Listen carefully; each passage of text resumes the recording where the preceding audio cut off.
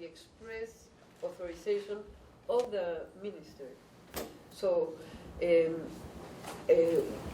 when we first listened, this Mauro Fernandez speak that it was they never affected the area, they did affect. And we have a special care when we enter there to work, to use a special type of shoe so that the area doesn't go down, the rocks don't enter the sun. Maybe the vice minister can explain better, and he has some views to show what happened there. No?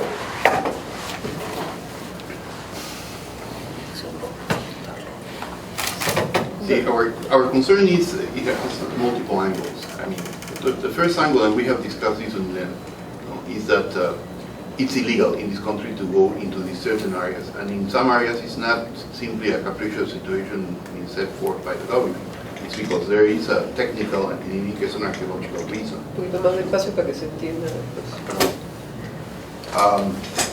So that's the first thing.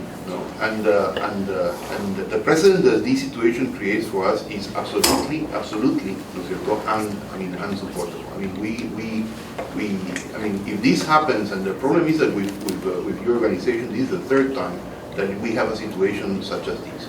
And even though the first two were not, let's say, had no impact, because they were clearly reversible, both of them in situ, this time, I mean, that situation is not that. So that's the first thing. The second thing is that we see in this, and as our investigations go forth, we see not only, this is not an impromptu, by a small cell of people that wanted to convey a message. This has been, thoroughly organized. There are funding here to bring all these people, to bus them there. We now are very sure that somebody went in beforehand to set up a path.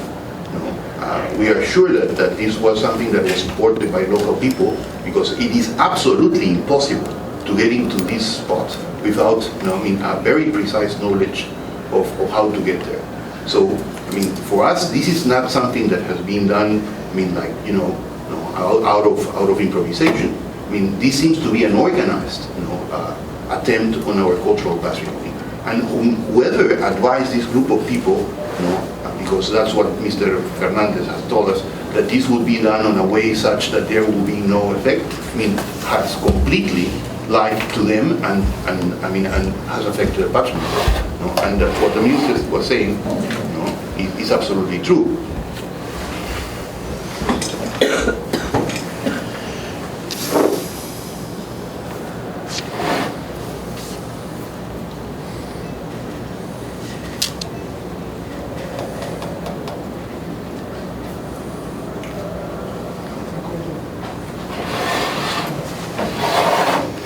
This is the status of the lines before the impact. Here you can see that there's basically no previous impact, except for one single car that drove by, and that's a single track that was partially followed by the group going into the site. Now, that path is probably 50 years old, and that's how damaging these things are. After 50 years, the path is clearly visible. So that means that whatever we do there has a lasting effect. So in this other view, you can see again. ¿Se puede preguntarle la fecha de estas fotos? We have pictures that date back only 1 week before the Estas fotos son de... No, these are from Google. But we have pictures taken by Mr. Herran, the private pilot, from a week prior, that have exactly the same configuration. Estas no sabemos exactamente. No, pero son previas. Sí, claro. Lo importante es que son previas. But we can produce pictures from a week before that are exactly the same. This is our group of people going in for the inspection, and here you can see the type of shoes that are necessary, and the reason is this. This is the exact geological configuration. You have this matrix of white, clayish sand that lies below, ¿no es cierto? And then you have, the rocky surface that has been, basically, the sand has been blown away by the wind. You see? So if you step over these hard enough, what you're going to do is you're going to introduce these stones, you know, and now the matter is how to reverse that. You know? Here you can see some of the damage. This is a path going in, you know. No, that's a path. This is a path going in that was not there before. This is this is probably the sloppiest of all the members, the one that actually around the letter, you know, walk around and basically define a C. And here you see steps that are all around. Hundreds and hundreds of steps. No, and you can see the shoes they were using were clearly, not the right kind of shoes. The way we have conducted our survey is basically using drones, so that you don't have to walk inside. See, so here you can see the whole thing. Just go back to what's this? Yeah, but here we can compare this is the survey that we did last week. And here you can compare.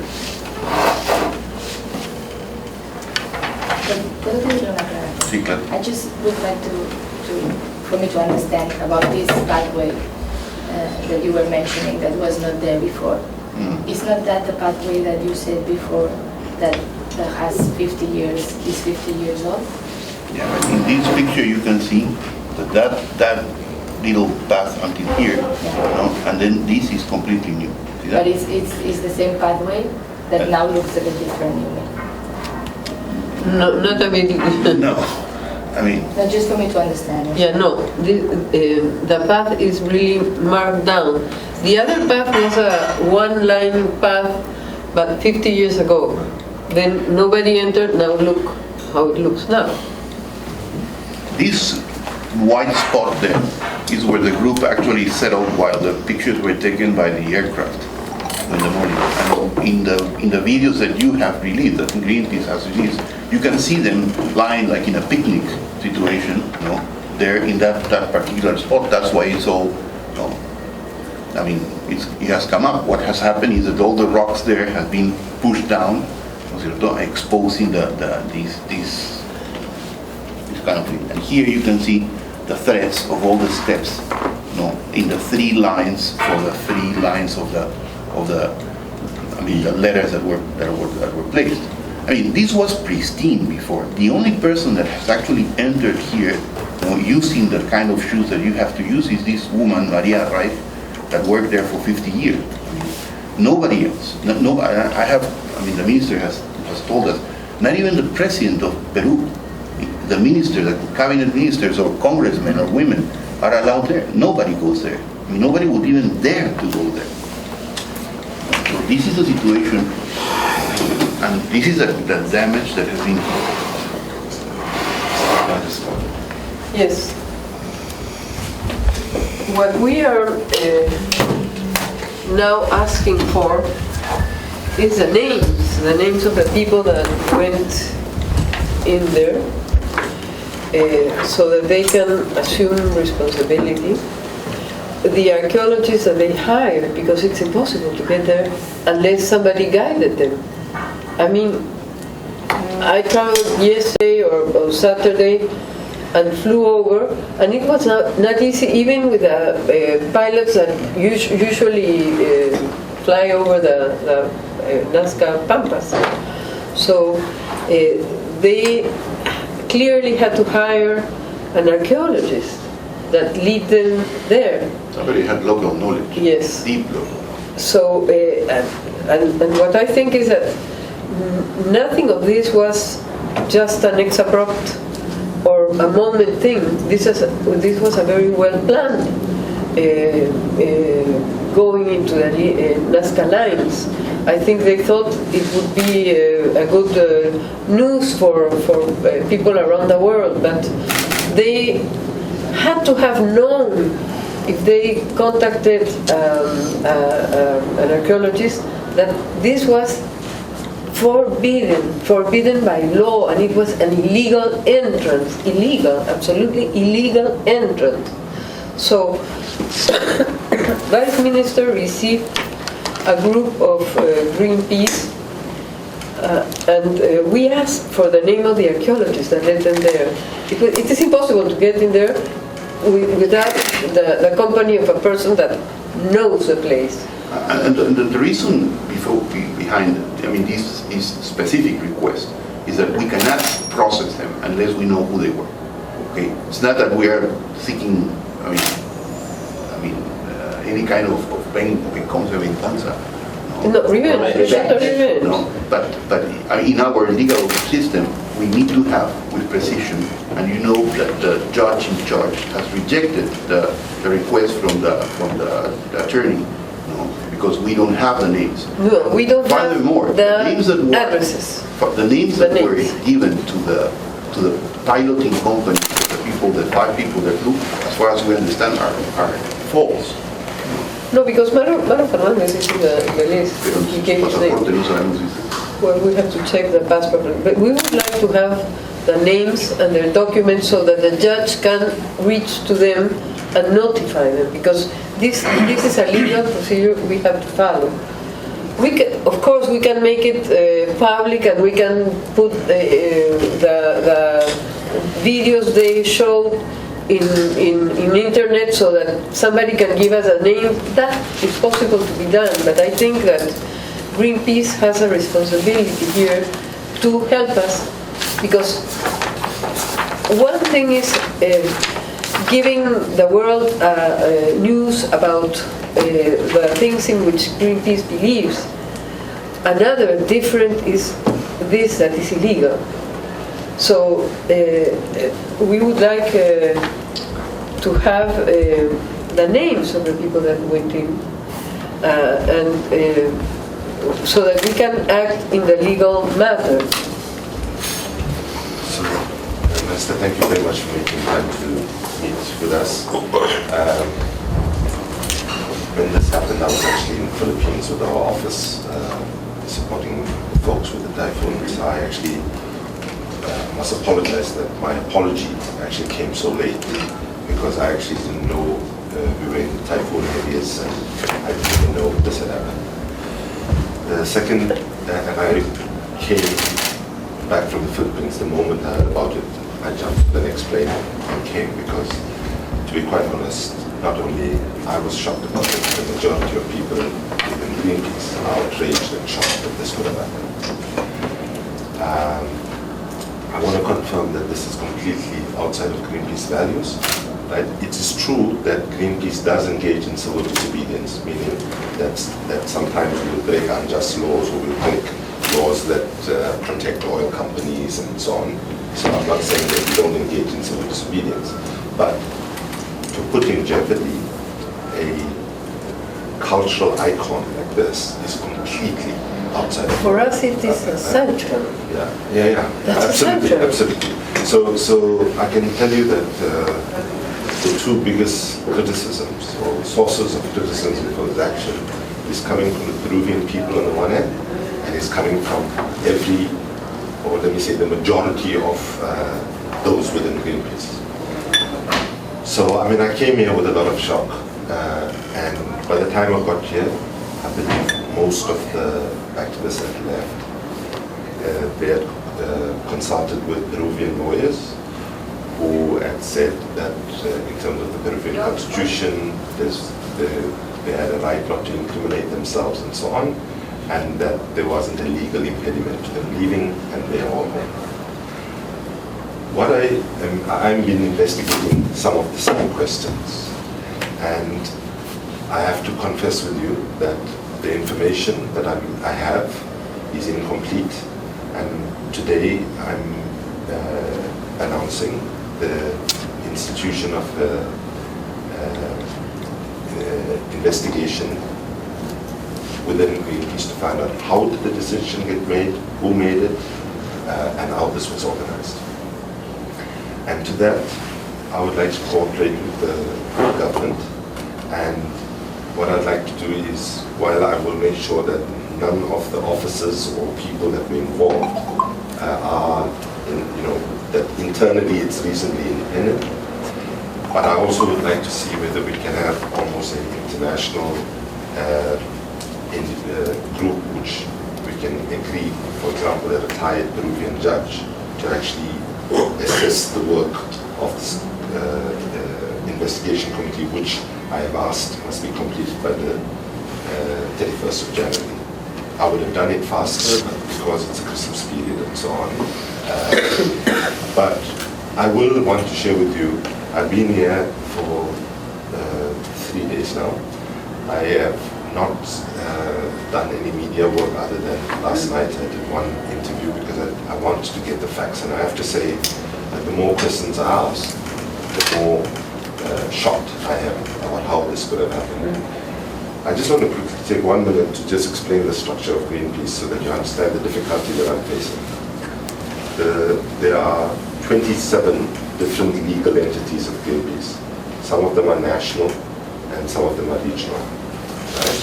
And the Greenpeace International, which I head, is the sort of coordinating body for all these different entities.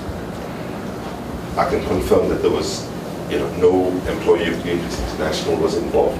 Right? But right now, on your question, to be honest, I have tried in the last 3 days to get the names to be able to present it. But some of the activists, weighing with the Peruvian lawyer's advice about you have a right not to incriminate yourself, as well as the legal advice they're getting where they've Just a gone. second. Tienen derecho a no incriminarse, por eso se han ido. No. Ellos, del momento en que para nosotros es un daño que han ocasionado, nosotros denunciamos. Si bien es cierto, ellos lo que tienen la obligación es de que cuando sean llamados se constituyan al llamado de la justicia y ellos den su versión. Y en la investigación el juez determinará si es que hay... Pero tendrían que haber sido notificados previamente. Claro, cuando hay un proceso tienen que notificarlo. Bien. Si no, eso es parte del derecho que ellos tienen. Si quieres, Congresista. De la misma manera, nosotros como país estamos indignados por este proceder y cuando señalas que tienen derecho a... No, es algo que afirmaba Está bien. y yo por eso pregunto. Sí. Entonces ellos tendrían impunidad en el mundo cuando las personas que se manejan dentro de lo que es las relaciones internacionales lo primero que hacen es respetar las leyes de los países a los que van, y acá han violado un bien intangible y eso tiene una respuesta necesariamente de las autoridades peruanas y de ellos también. Así es. Sí, lo que él explicaba anteriormente es que ellos tienen una suerte de desobediencia civil con la que actúan frente a los temas ¿no? De empresas de gas, empresas de gasolina, etcétera, etcétera. Lo que yo le decía que es completamente diferente cuando se trata de patrimonio nacional.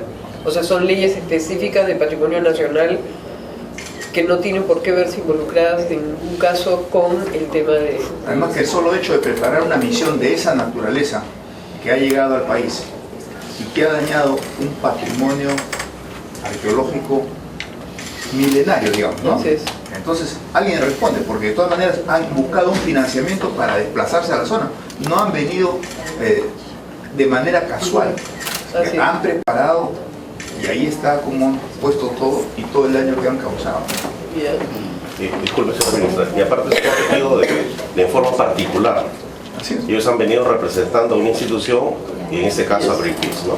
They have I think they have to have accredited for the COP because they were inside of the COP and it was not open to anybody unless you could accredit yourself inside. So I've investigated that question, yeah. and the majority were not accredited. So how were they? So Maro Mauro. was at the COP, he was interviewed at the COP. Okay. Right? But often when people are in, when there's climate negotiations, for example, the folks who might be doing action are not the same ones who are doing the negotiations, because it's different skills. But they have to finance their coming to Peru. So all of those questions, and I'll be honest with you, I'm trying really hard. Let me just clarify general Greenpeace policy. Right? and that's why at the international level I issued it from the Philippines just when I heard. I said issue an apology immediately and say that any consequences, through an independent assessment, we must respond to it positively. In the 5 years, I've just been at Greenpeace for 5 years, but if you look at the whole history of Greenpeace, when activists engage in that action, even when they go back to their own countries, they generally come back and stand trial. Okay? But I want to confess that, yeah, the whole system has broken down for multiple reasons, which I don't fully understand at the moment. For example, I've not been able to access many of the folks who have gone across to get all the information. Well, you can see them. They film themselves. Well, I was about to come to that. I mean, the difficulty also is that this is my sense, and I say until the 31st of January when I get the full report. Anything I say, I don't want to say that I'm saying it 100% because I'm just being honest and saying I just don't know. The very fact that they did that, it was absolute ignorance the way I see it. It was absolutely ignorance. Ignorance. Because of course, I think they were ignorant. Because it was as if they thought it was. This is what I understand. I believe that they had a view, or had been led to have a view, that the hummingbird, provided they didn't get to the lines, it was not a problem. If they didn't go. So clearly, the evidence. But they have to have a leader, which is an archaeologist that knows the law of Peru, because we have 700 kilometers. How do you say cuadrado? Square kilometers, which are declared by UNESCO Patrimony of the World, and that is called the nuclear place where nobody can get in unless you have an express authorization from the ministry. We have 5,000 square kilometers to take care of the 700 kilometers inside. So it is impossible not to know that they were going to go and do something illegal, because they had to prepare. They went in the night. Yeah. While it was night, it is not easy to walk around the huge pampas in Nazca, knowing where you have to go. You have to have made a trail so that you can get there. It's impossible. It's impossible to get there unless somebody leads you, and that somebody knows perfectly. If he lives in Peru and he knows the Nazca lines, that it is forbidden. And we need to close that case, because we have now witch hunt going on all over Peru and the net. Yeah. Because the suspicion is that it's somebody that works here in the ministry, and if somebody that works here did this, we want to know. We want to know. Yeah. So it's a Peruvian archaeologist, and it's being said, because that was what was said by Mr. Hernandez.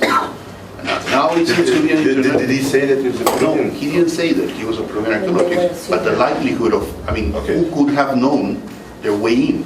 So far, and again, I say it without 100%, so far, all the conversations I've had is that there was not a Peruvian archaeologist, but one amongst the members was an archaeologist background.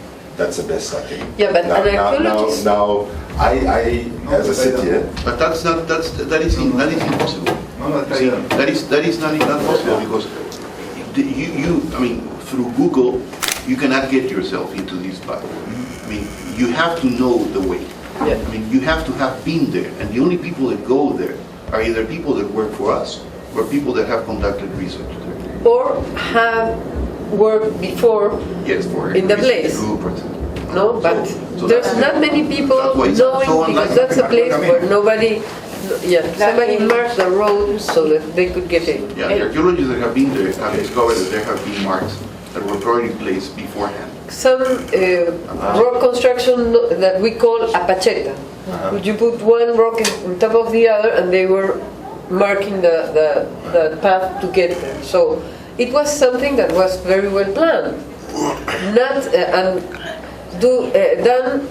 early in 4 o'clock in the morning at night. They entered at night, and it's impossible to get there at night. My 3 days of investigations, I would agree with you that there is no question in my mind that there was an element of planning. Of course. Right?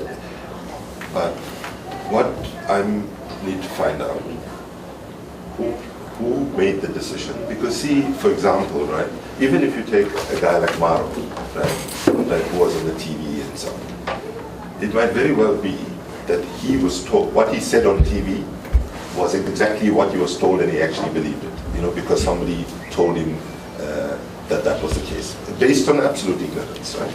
So, right now, I'm appealing to you that I need some time, because I don't have authority over each of the different 27 entities of Greenpeace. Well, then you shouldn't right? let them go around. Right, and the truth is that basically there's been a whole violation of our policies, how we make decisions to take an action, and certainly this was an absolutely a no-go in terms of our values. Well, but not is strong enough so that this was not released in your official webpage. Y una cosa, los infractores son ustedes. O sea, ustedes tienen estos 27 comités, pero los infractores son ustedes. Y el colibrí es una pieza arqueológica que está de muy difícil acceso. No se accede a través de ninguna pista. Entonces, You have to get there walking. There's no way to get in there through a road. Yeah. So I would like to. I can try, of course, to finish it before the end of January. I would like to ask your guidance if it would be an act of good faith that we agree a Peruvian judge who is also an overseer of our internal investigation. I can just tell you that I've just had like a global meeting with all the key leaders this morning, saying that I was coming in, saying that I expect, because for example, it's a bit complicated, I don't want to bore you with our internal processes, but each of the entities are legally dependent, operating in different legal jurisdictions, and I have a measure in my role of influence and authority over them, but it's only a measure.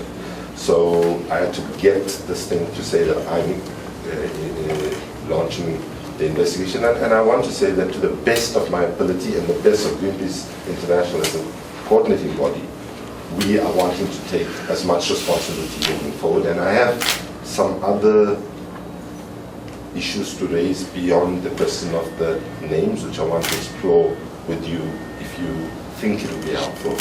But before we come there, I have heard you very clearly, and Deputy Minister, you were very clear. Before I even arrived here, I heard how you're an archaeologist, I understand. So, and I understand what you're saying. I mean, obviously, my concern ideally is for us to show the depth of our apology. I mean, I'm in a situation where if we had nothing to do with the decision and so on, I have to front it and take the responsibility because it happened in Greenpeace name, right? It happened in Greenpeace name without following procedures, without following protocols. We have very, very strict processes of where a decision, especially when an action of this kind of magnitude actually happens. All of this has been violated, and right now, I'll be honest with you, that I'm not getting the cooperation and the information that I need to get. But now that the investigation has been accepted today by a critical mass of leaders, I would hope that what we can, that we can provide more information. However, and if I can just be a bit personal, this has been very hard for me personally. I've been an activist since I was 15 years old in the Nelson Mandela's movement. I've been in leadership positions quite a lot. I've never been embarrassed and ashamed of anything that I've been in my entire life. not this one. And I am struggling to see, apart from and I know you made the statement, Deputy Minister, that your intention was not, to put people in jail and so on. But obviously, there is an issue of what do we do now? Is there something Greenpeace can do to make it right beyond the issue of, prosecutions and so on? And I have wanted to raise a proposal if you think it will be helpful, because when I first heard about it, I didn't, we obviously would like to get that information and get it, assessed by archaeologists and verify. We have the information available to give it to you so that you can share it with the people that are going to investigate, because for us it is, of course, we want to get to the end of this, because we don't want more people coming to Peru thinking that our patrimony is nothing. So that's why we want to go thorough through the investigation, and we're interested that you're doing an investigation. The legal part is, once it is set on, it doesn't stop, because that's our mandate. We have to follow the law. And here is the procurador. He's the one in representation of the ministry to see that the people that did the harm to our place respond to justice. In order to do that, we need to know the address, at least of Mauro Fernandez, so that he can tell us with whom he went in. So that then they can be notified, at least, notified by the Peruvian government about the harm done. That is one part. The other part is the, ¿cómo que se llama? Reparación civil. Civil responsibility. Yeah. Because now we have to see how we are going to repair the damage, and that is something we don't know how to do yet. We have to investigate. Now we have to work in a site similar to what was harmed, to see how it works. For instance, in the places where the cars enter, it can pass 30 years and the path is marked forever. It doesn't go away. So now we have to try to understand how to get the place in order. So we need the address of Mauro Fernandez. I think.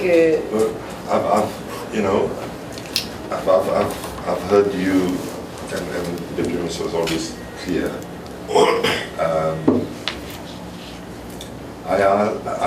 We also want this thing to finish quickly. Not for it to be dragged out. Obviously, I'm in a tough situation here because, in a situation like this, why I came immediately, because even though this was not done, I feel that when you're the leader, you have to take responsibility. And then the issue for me is also to understand who in Greenpeace world took this decision and how it was taken, because whether it's Mauro Fernandez or any of the other younger people, they might have been told it's all okay, it's fine. That's why it's so important to get the archaeologists. To get the archaeologists and or whomever. Faith is a situation to be an archaeologist, and because as far as we see it, Mauro Fernandez seems to be the leader of the group, but then the second person that we need to see is this person. And truly, sir, I don't believe. I don't think that you're lying to us, but I don't believe you when you say that there's no Peruvian involved in this. No. We don't see it. We don't see. I'm an archaeologist. I know my field. There's no way you can walk into that desert without previous knowledge, and there's no way you can have had that previous knowledge unless you have participated. Okay. On Saturday we flew over, and it was difficult to get there, flying. So imagine to get there by walking. Sorry. ¿Qué ha pasado? So what I'm saying is, can't categorically say that there wasn't a Peruvian archaeologist. Based on what little investigations I could do in the last 3 days. No, but you see that it's very reasonable to presume that that this is the group trying to hide and to protect, the Peruvian culprit in this, and that is unacceptable. You see, I mean, now our personnel is being blamed. I mean, it's being pointed at. Pointed at in Nazca, saying those were the ones who being put on the stage. So the because if you check the web, people are saying it has to have been. There's a rumor, like the person is from. So without doing nothing now we have become an untrusted institution. So I just want to be clear what we're hearing. That the allegation, the assertion is that it's impossible if for kinds of knowledge, because these are the questions I need to push in the investigation over the next couple of days, right?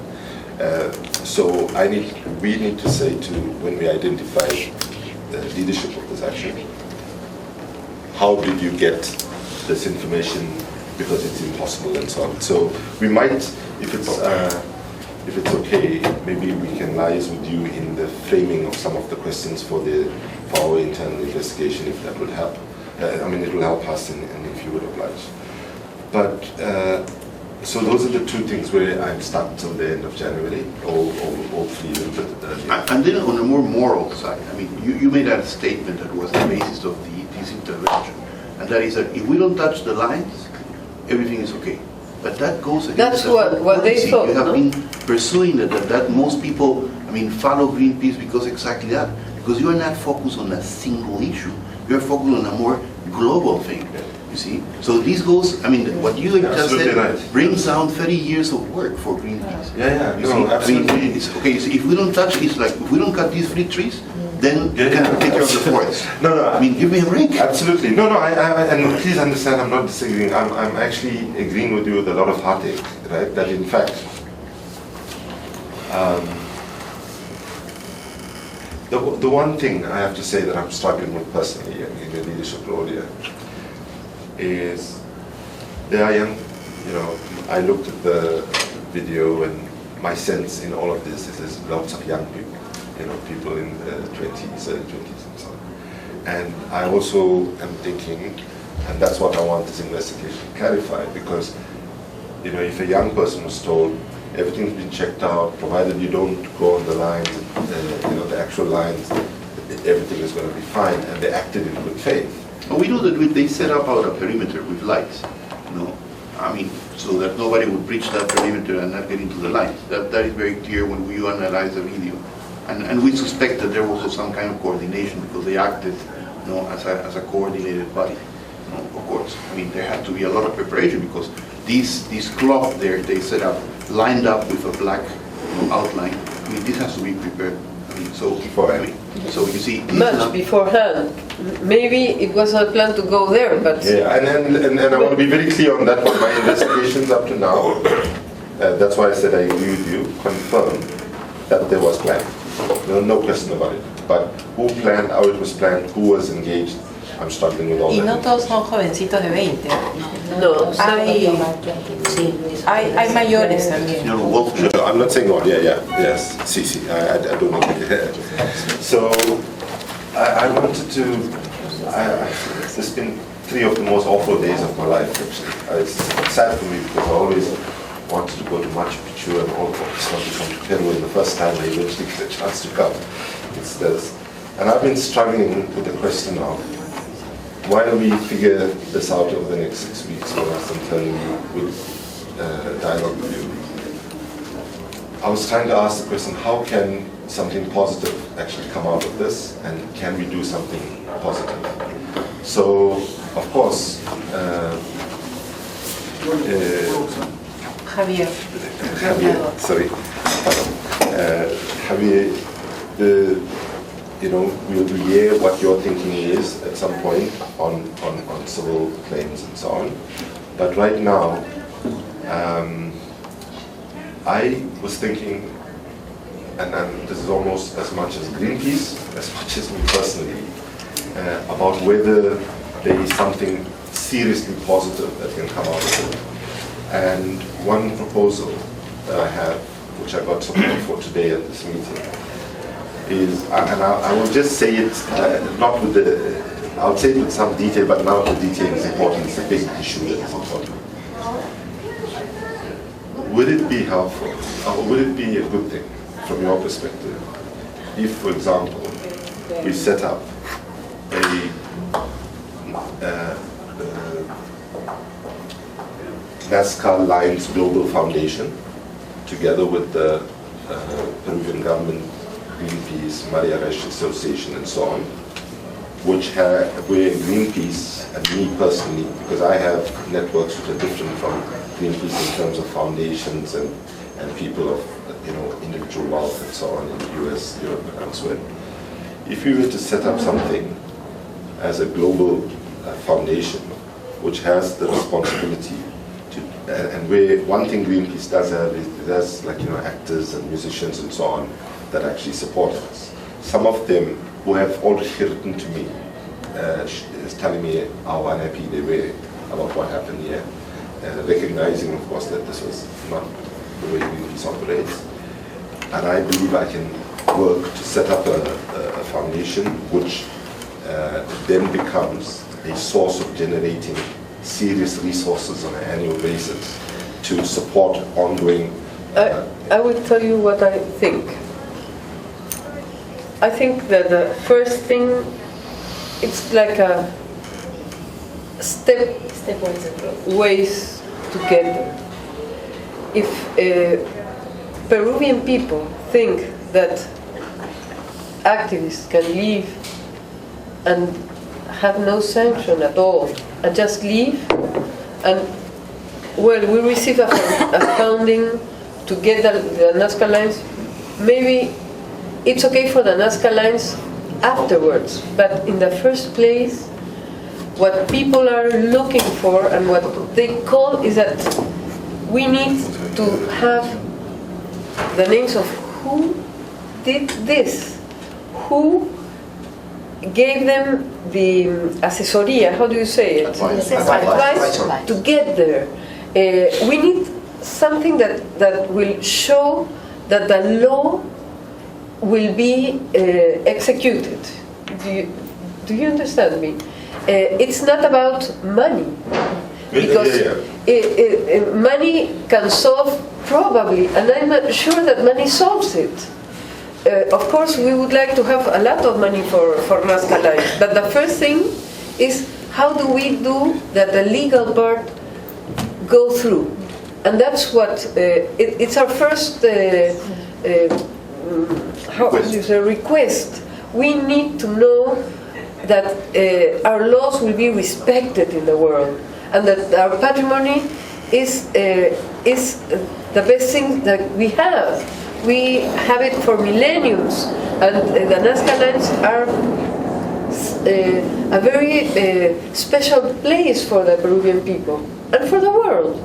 So. Of course, I think that money and a foundation is important, but what I think first is how do we get the people to understand that laws are laws, and that you have to respect them. That is what we need people to know. So when I heard Mauro Fernandez speaking from the COP outside, and he was telling us, no, nothing happened, it was okay, we just entered there and there was no damage done.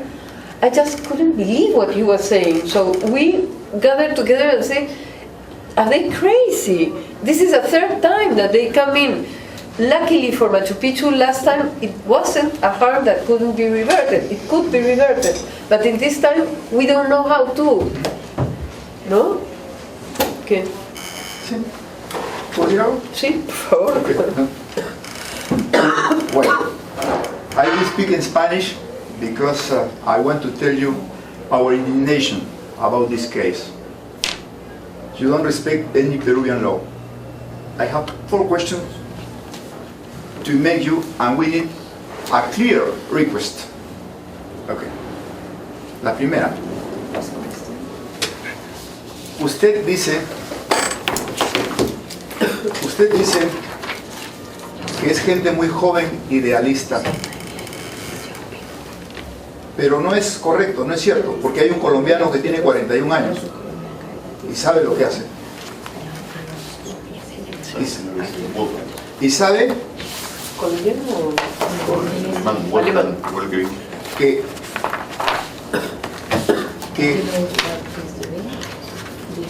no tienen ningún derecho, lo que tienen es obligación a respetar las leyes peruanas.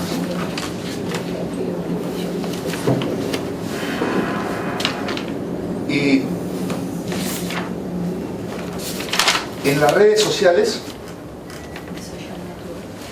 circula el nombre del arqueólogo peruano que ha ayudado. Y nosotros preferimos tener el nombre a través suyo, porque lo vamos a averiguar.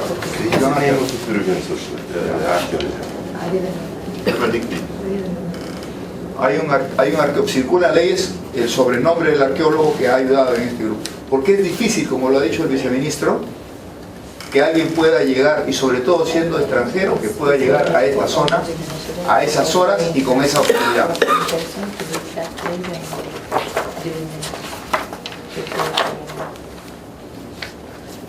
Luego, ustedes conocen mejor que nadie, porque pertenecen a su asociación, el grupo de activistas que han venido. No puede decir que no los identifican. Y ellos han tomado un avión a las 7 de la mañana del día 8 para sobrevolar y constatar lo que habían hecho. Estamos cruzando la información porque aparentemente han dado nombres falsos. Si han dado nombres falsos, es evidente que están cometiendo delito. No por los nombres falsos, sino por el daño que le han hecho a la zona. En fin, las dos cosas, ¿no? Claro, y lo sabían. Las dos cosas. Entonces ahí a mí me queda claro. Entonces, con mayor razón usted, señor Cuimí, tiene que ayudar, porque tiene que haber una apertura, tiene que haber principio de veracidad.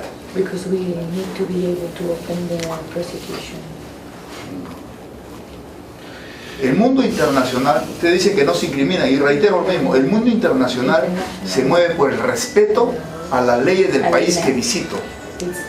No es que no me incrimino. Puedo ser muy idealista, pero la realidad en la que estoy es respeto irrestricto a las leyes de los países que visitamos y respeto al patrimonio.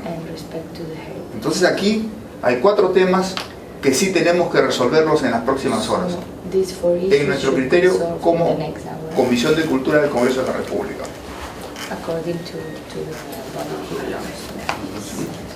Nada más, muchas gracias. No, imagine, I mean, you see the underlining of these, if we cannot make, I mean, our cultural patrimony laws being respected, how are we going to make our environmental laws respected in a country that has, I mean, immense amount of territory to defend? So, Estos no son jóvenes idealistas, son personas de más de 40 años. Bueno.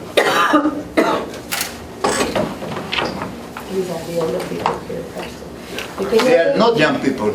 They are old people. I'm not saying Who all know of so them. much what I they do wasn't saying all know. of them were young.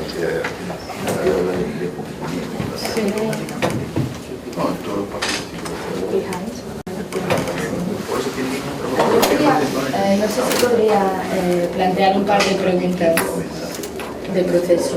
Sí. Bueno, primero, no sé si ha quedado claro que la estructura de Greenpeace que hablábamos, que sería un poco similar, porque yo entiendo la urgencia de clarificar esto. Nuestra estructura, como el señor Naidu la explicaba, es como, cambio al inglés, our structure and the Prefiero que hable en castellano. Porque así no consta. Y entonces el procurador puede entenderla. Los desafíos con la estructura de Greenpeace que comentaba el señor Naidu son parecidos a lo que sería una actividad realizada por un gobierno regional en nombre del propio país. Este es un poco el tipo de situación en el que nos encontramos a la hora de... Es verdad que Greenpeace Internacional y el señor Naidu está aquí para dar la cara, pero internamente tenemos estos desafíos para obtener la información y por esto el proceso se está dilatando un poco. Pero, a ver, yo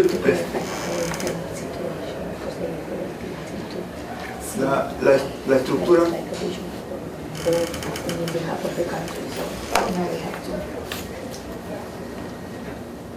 usted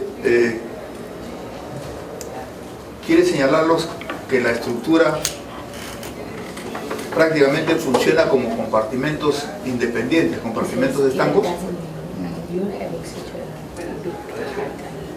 pero ¿Qué tal mucho? ¿Que visiten un país?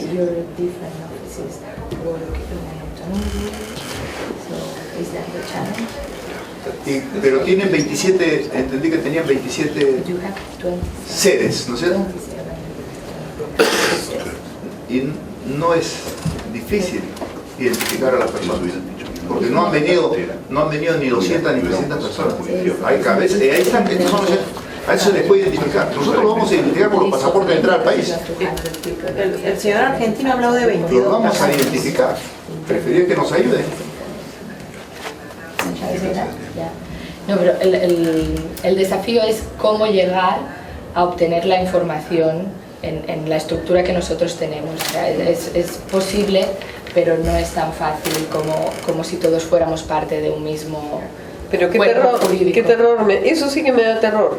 No, Porque, digamos, pueden venir a hacer algo, se van, y entonces... Para clarificar, estamos en este proceso interno. Lo que el señor Naidu decía es que es un proceso que lleva su tiempo, por eso él ha marcado unas fechas para poder congregar a la gente. Pero usted conoce al señor Mauro. Han venido acá a una reunión que hemos tenido la semana pasada. Sí, ¿Cómo pueden decir que es pero ella no ha ido al difícil el reconocerlo? A Mauro, sí. Pero a Mauro sí sabemos quién es, Mauro Fernández. ¿No? A él sí hay que notificarlo a través de Relaciones Exteriores y el consulado. O sea, eso sin duda. Envíe la dirección. Podemos hacerlo, por supuesto, a través de Cancillería, por los canales regulares, que tome más tiempo. Lo vamos a hacer de todas maneras. Sería mejor que el propio Greenpeace muestre su deseo de ayudarnos dándonos la dirección de Mauro Fernández en donde quiera que Mauro Fernández esté. Además, si no lo hacen, nos va a obligar a tener que pedir una orden de captura. No, en eso va a terminar. Claro, eso son los primeros pasos. El asunto es que si no se pone a derecho Mauro Fernández, en lo que vamos a tener que terminar es en una orden internacional de captura, que nos parece que es absurdo. Tiene que ponerse a derecho, tiene que ser notificado por la juez que enviará los documentos para que él conozca qué cosa es lo que va a enfrentar. And the paradox here is that, I mean, one of the paradoxes here is that if you have asked us, we probably, certainly would have said, no, you cannot get anything. But if you have staged this test... It's not the first time for us. I mean, this has been like the third or fourth time that they came in. The only difference is that this time it's not reversible. And we don't know at least how to do that reversible. If not, we would have done lots of things in that sense. Once you pass through, the path is set. And set forever. As a Nazca lines, they remain for thousands of years. And two associations that are hideous, to use the word, and that's what we talked before. The first one is that if you go now to Nazca and you fly over the lines, tourists are coming not to see our lines, they're coming to see where Greenpeace set up their stuff. So this kind of unwanted, ¿no es cierto?, marriage between this statement, ¿no es cierto?, and all their consequences and our cultural patrimony is going to be hard or impossible to disassociate. And the second thing is that now we are passing in the net, in the World Wide Web, as being against some of the tenets of conservation and sustainable development and sustainability. That's as far away from our ethos as you can imagine. I mean, no sector in this country is closer to the environmental issues than us. We share the responsibility of taking care of the people that live inside the forest. See? So now we have agreements between nature and culture because of this. And this has only, in some way, this has been responsible for defocusing, ¿cierto?, the COP conversations that happen. That is what's the important thing. So now we're talking about what we never wanted to talk about. No? And if you read that, some people are saying, I mean, these people in the Ministry of Culture in Peru want to put these kids in jail. We don't want to put these kids in jail. We want to make our laws and our patrimony being upheld. I mean, it's only that. But we are going to be the tyrants. We're going to be los miserables, los miserable people that are going to pursue the punishment, the legal punishment for this type of. And we cannot do any other thing than what the law is meant to do. Just to respond to Deputy Minister, especially, I mean, on both your points, but on the second point, I can tell you that that's been the hardest thing. I mean, I've had to issue more than 60 personal apologies to various organizations, because, you know, even the march that took place, there was almost no media coverage about the march because everything was about what Greenpeace. There was no media coverage of the talk given by Al Gore here, because it was written in the middle of this scandal. It was ridiculous. And that, nobody realized that the president of Podría decir yo creo que la presencia de ustedes es importante. Han venido a pedir disculpas y eso es importante, pero nosotros después de esta reunión vamos a tener preguntas de la prensa. Y yo considero que si usted está 5 años a cargo de esa institución, tiene que tener los medios para obtener la información que para el Ministerio de Cultura es relevante obtener. Yo vivo en Ica, Nazca es de mi región y me parece que es algo que la población reclama, ¿no? Entonces, la otra oferta que ha hecho, más adelante se podrá, digamos, a nivel ministerial ya se verá y definitivamente a veces la falta de recursos es importante, pero eso no es lo relevante. Ahorita, lo relevante, si nosotros nos paramos después de esta reunión y ustedes solamente han pedido disculpas y nos van a decir que se van a demorar 1 mes y medio para encontrar a las personas responsables, no sería creíble para nosotros.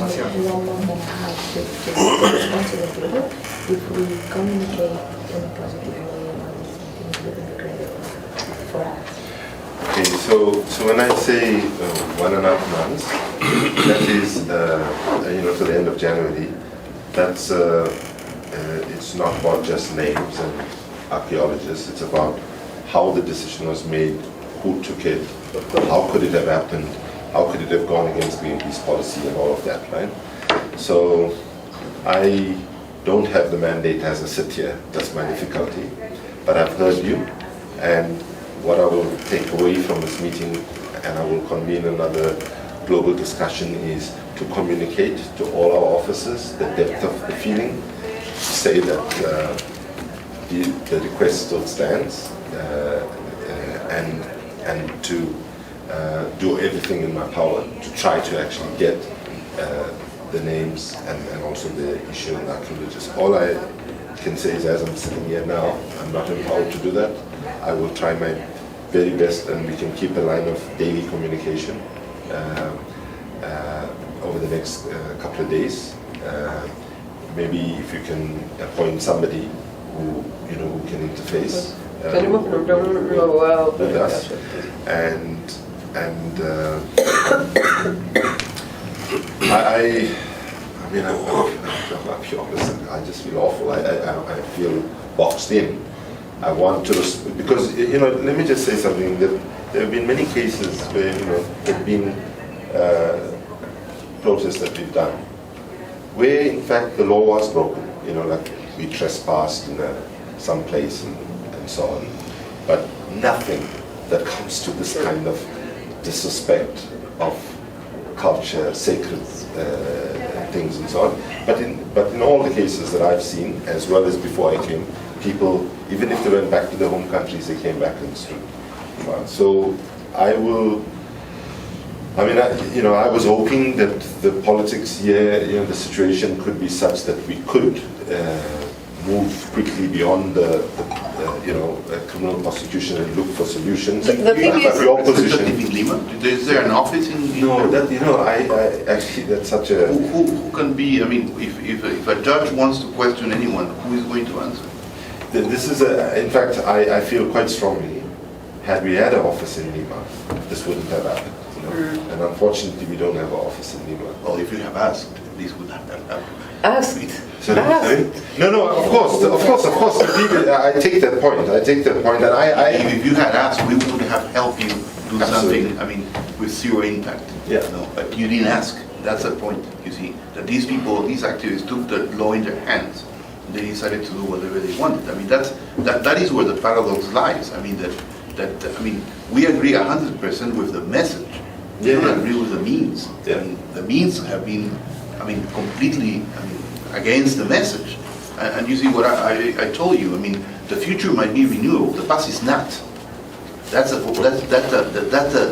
core point to be acknowledged. The past is not renewable. Once it's gone, it's gone. Once the damage is done, it's done.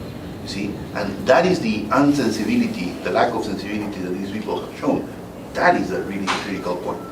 And around that, I mean, to heal this process, at one point we would have to do an international conference or something, because we need to convey this message.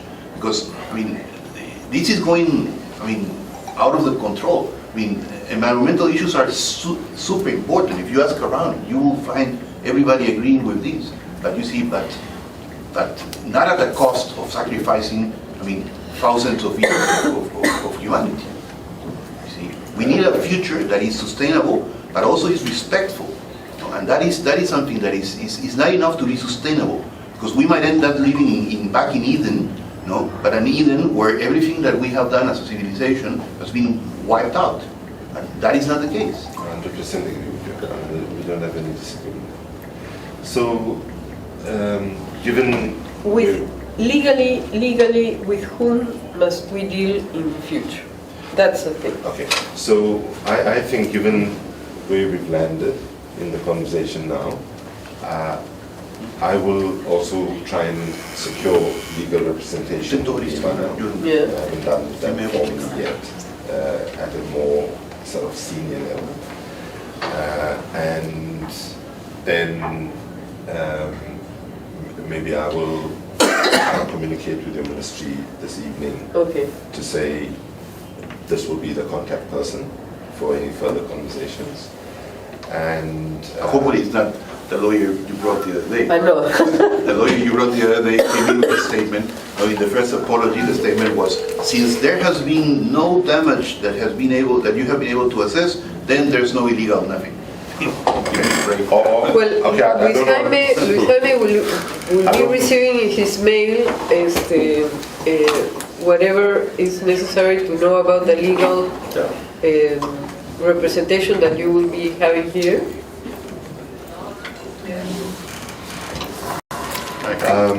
I will also commit to personally stay involved on this issue. It's a bit of a personally difficult time for me for some personal issues. I lost my dad and so on, and I'm so sorry. I need to go. I need to be home. I should have been home by now for the Christmas holidays, but I will stay a little bit longer. I've been here since Thursday, but before I go, I will, communicate with you. Okay. And I don't want to. I don't know about how the lawyer conducted himself in the meeting, that I wasn't. But just to say that I don't want to make any comment about that, other than to say that I will find a lawyer that understands this, and I will work on that today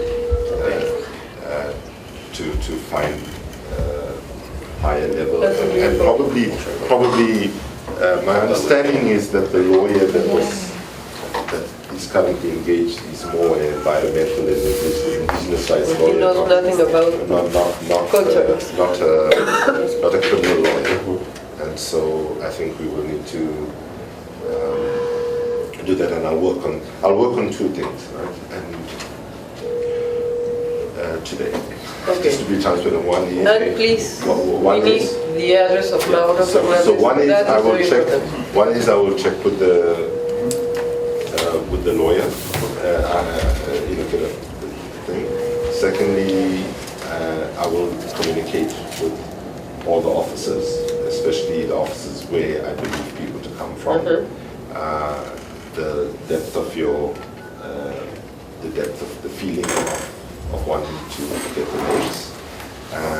And I will also, I'm just thinking of the action points. The third thing also, I would ask if you would like to help me find, because I will see that there will be an internal investigation which I will lead together with another executive director of one of our offices, right? And we will drive that to as fast a conclusion as possible. Then, but I want that investigation to have an independent oversight of people outside of Greenpeace. Right? So I'd like there to be at least maybe like a retired Peruvian judge and maybe two other people from other parts of the world to say, well, if this was the terms of reference of the internal investigation of Greenpeace, did they follow it and did they do everything and did they, so that it's not solely like an internal exercise. I would like to have some external verification to it. And on that question, if I would write to you formally so that you have it making the request, if you have ideas of people who might be able to fulfill that role, that would be Pues, helpful. que sepa de patrimonio. Sí. Okay. Now, that is the Anglo system. That's not our system. Oh, yeah. Our system is That's not. It's very different than that's true. the Anglo system. Our system is based on a decision made by judges. I mean, we don't have like this external review that Congress have them, and probably Congress would launch their own investigation. But we don't have these extra, let's say, judiciary processes. And anything that they say is not vinculante. It's not. Yeah. Absolutely. There's no. We cannot reach a deal, like that happens in the Anglo system. We have to follow the track. It's completely different than an Anglo system. We have to follow the law, and the law runs through the judiciary. And that doesn't mean that An investigation we cannot do an investigation committee. by our own side. No, I understand that, but I will inform you, the lawyer, but I have to make sure I inform you today. Through the lawyer. Okay, by way.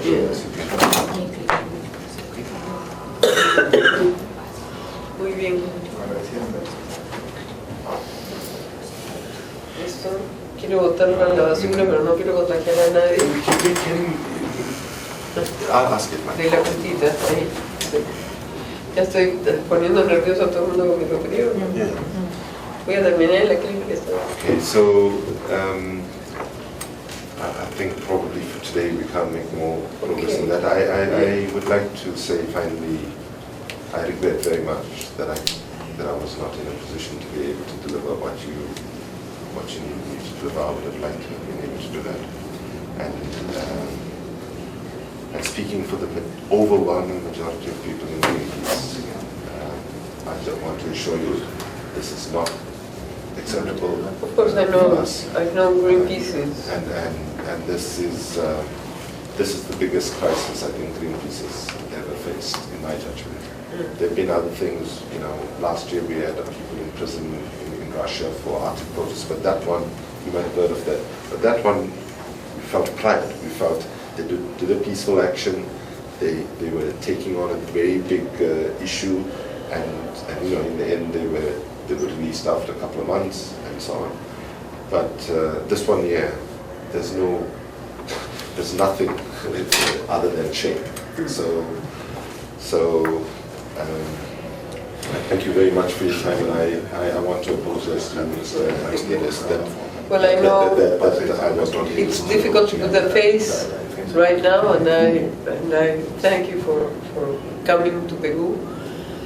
We have an obligation to follow the law, which we will, and the only way is to get to the people so that we can have some the names we need of the archaeologists, because he knew perfectly that he was in an illegality, absolutely, no? And that we won't allow. There's no way we can allow. So, thank you very much for your presence. And how long are you staying? I came, in fact, we have a global meeting taking place, and I just said I'm prioritizing this, and Okay. from Philippines I came straight, and I was hoping that I could bring this to some sort of conclusion before I left. Right now, But there's no hoping to- conclusion until Yeah. we legally know the names, the addresses, so the judge can notify. Because the thing is that what we think is they came, destroyed, leave, and we can do nothing because we don't have the addresses of the people to notify. No? So we think we have nothing in hands. And in a longer term, I mean, and thinking in terms of the future, and thinking in larger issues, I mean, these crises, I mean, if we cannot make these crises become a turning point in order to reconcile cultural and natural patrimony, I mean, it's going to be lingering for us, for you, forever. So I mean, and that is not the legal side. That is a more moral side of Yes. things. In that term, we need to find a closure that actually opens up a new door and a new relationship, in which, I mean, we go from the tunnel vision of only looking at one thing to a much more global thing, where these type of concerns are embraced. Because as we have ambiental patrimony, we do have cultural patrimony. That's very important for us Peruvians.